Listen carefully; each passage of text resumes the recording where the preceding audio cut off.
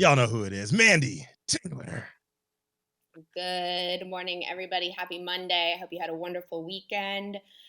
The mom in me is bringing you some great news for foster parents out there. My headline today reads Missouri foster parents can now possess cannabis. Yes, it's because of Amendment 3. It says an emergency amendment has established a new order in Missouri. An emergency amendment issued by Missouri Department of Social Services last month now allows Missouri foster parents to possess and cultivate cannabis. The amendment lifts the ban because of Amendment 3, which legalized recreational use in Missouri and went into effect earlier this year. In the ruling, the department says that it cannot hold rules in conflict with the state's constitution. I don't know, guys, maybe the feds could take a little page out of Missouri's handbook here and follow in their footsteps. The Department of Social Services also mentions that it has an interest in making sure that the public is not confused by published regulations that are not valid. Indeed. So, Rule 13, which established the ban, is gone, at least until February of 2024 when this emergency amendment expires. However, that doesn't mean cannabis is now rules-free for foster parents. Yes, said parents can possess cannabis or cannabis-infused products, and they can cultivate plants for medical use in an enclosed, locked facility, as long as they follow all established rules for growing. However, they can't do any of this in the presence of their foster children, either in a home or in a car. Now, you guys, these are some pretty specific rules. I mean, if you're going to be growing, you have to do it in an enclosed, locked facility. And I'm guessing that they really don't want you consuming inside your house or in an enclosed vehicle with your foster child. But there's a lot of rules and stigma that have always followed parents. Foster parents actually have it 10 times more tough when it comes to raising kids because they have to abide by a lot of extra rules they wouldn't necessarily put forth in their own household outside of foster parenting. And so this is a huge step forward. I'm really excited to see what the rest of you have to say. And if anybody on my correspondent team has any history or experience in working with kids who are in the foster care system, I'm really interested in feedback on that and this change. What do you say? I mean, I think this is a huge win for Huge win. huge win. I mean, I didn't even realize that it was ever even a loss. In all honesty, this has brought new light to my eyes, so to say, that I never even knew that this was ever even a problem in the first place. Yeah. Foster parents have a lot of insane rules that they have to live by because the government is ultimately responsible for the placement of that child. I don't think that's right? why. I think it's because they're giving the foster parents money to house and harbor the child. It's both of those things. I mean, ultimately, the government has to answer for the safety of that placement, right? Well, And because they're giving so, money, they have to be accountable for the money. I don't and think they're necessarily giving the money, safety of the right? child. It's both of those things. And so, in a foster care situation, you have to have all medications in a lockbox.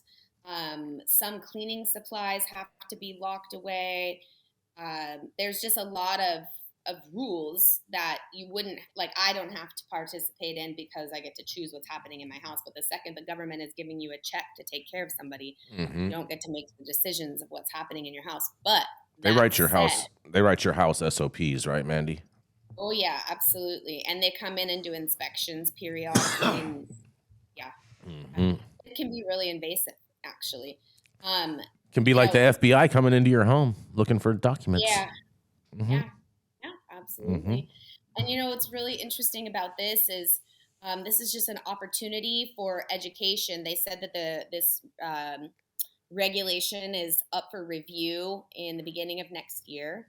And I really hope that many foster parents go ahead and step into this and embrace it and showcase that, responsible cannabis use and foster parenting can go hand in hand because there's already a huge shortage of foster parenting available in the US. It's a very difficult job to step into the middle of a child's life and take them by the hand and help them, feel like they have a partner and an ally in whatever it is that they're experiencing. And And it's really just it's a tough situation to put people in when they have to pick between a medicine that helps them get through their every single day life, and maybe that same person also really wants to positively impact kids and be a foster parent but can't.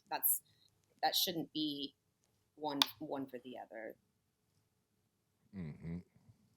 Thank you for covering the story, Mandy. I just forwarded it to my wife because she actually works with foster youth here in the Los Angeles area and here in South LA and East LA. And I'm not sure, I'm not positive if they have like different rules for I'd say traditional parents versus foster parents here in California. But any movement in the law giving parents more accessibility is always a win Yeah. in my book. And just No, like and Jason said, also it's really I don't think it should important have been a too rule in the that first place. these governing bodies need to take a look at what their current regulatory requirements are versus what the state does. And it's an example of how we need to always be taking a look at what the regulatory requirements are from department to department and see Yeah. if there is any sort of, conflict between departments. This is a perfect example of social responsibility from a government office. Mm-hmm. Good job. Oh yeah. You got any thoughts on this, Matthew? Stoked for the further destigmatization of cannabis. Everybody should be allowed to smoke and partake in this plant, and I think we can all see that nobody's an axe murderer or drug addict. So I think it's a great move. And I just want to encourage all of the families out there in Missouri, make sure you go and get a foster child today, because I was adopted and you just may get a kid as cool as me. Aww. Yes. There we Real go. talk, Yeah, I've always wanted to be a foster parent, but about 10 years ago, I just said, I'm never going to because I'm never going to give this plant up. Well, Mandy, if you ever That if you sucks, ever right? move, It sucks because someone who, like me, is like really loving and wants to take care of kids, and it's now. mm-hmm. Well, if you ever move to Missouri, we can make that happen for you, man. Yes. Yeah. Yes.